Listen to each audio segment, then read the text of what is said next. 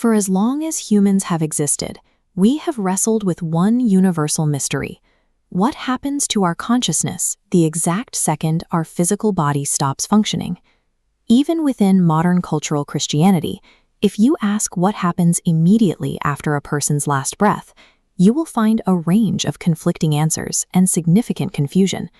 Common interpretations often suggest an empty void, a state of soul sleep, where the person remains unconscious until the end of time, or the belief that humans lose their identity to become separate beings like angels.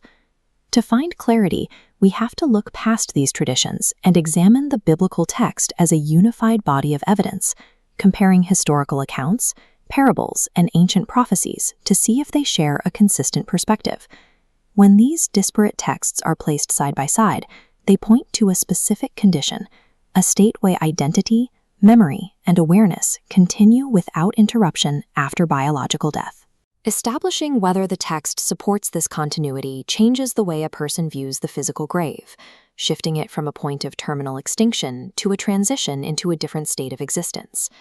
In the Gospels of Matthew and Mark, Jesus enters a debate regarding the nature of the resurrection. God identified himself as the God of Abraham, Isaac, and Jacob. The syntax is specific. He didn't say, "I was their God," but "I am." This grammar proves God is the God of the living. These patriarchs existed consciously centuries after their burial. This linguistic detail establishes a baseline for the biblical worldview. Physical death does not terminate the individual's relationship with God. Further evidence for the preservation of identity appears in the account of the rich man and Lazarus in Luke 16. Both men have died, yet the text describes them retaining their earthly memories, experiencing recognizable emotions, and possessing the ability to communicate with one another. We find this same preservation of identity in the account of the Transfiguration in Matthew 17. Moses and Elijah appear and are immediately recognizable to the observers.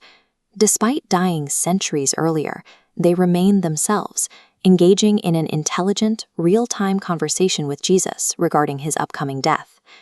These accounts suggest that crossing the threshold of death does not erase a person's history, their personality, or their capacity for social interaction. The question remains whether this consciousness is immediate or delayed. For that, we look to the interaction between Jesus and the thief on the cross. When Jesus tells the dying man, "Today you will be with me in paradise," he indicates an immediate shift, not an unconscious wait. Paul reinforces this, arguing that to be absent from the body is to be present with the Lord. This concept of immediate activity continues in the visions of Revelation, which describe vast crowds of people who have died as being currently active, standing, serving, and worshiping before a throne. The descriptions of constant service and intelligent worship in these texts are incompatible with a state of unconsciousness or non-existence. These findings map out a single chronological sequence. Biological death occurs, but the spirit, the conscious seat of identity, departs immediately into God's presence. This conscious state is intermediate, pointing toward a final hope, where the spirit is reunited with a resurrected, glorified body. Because the text promises that the believer's consciousness moves directly into the presence of God, the grave loses its association with finality or the unknown.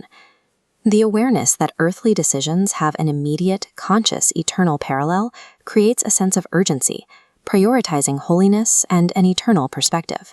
The biblical evidence presents a consistent conclusion. Death is a passage into the presence of Christ, where the individual remains alive, recognizable, and awaiting the final resurrection.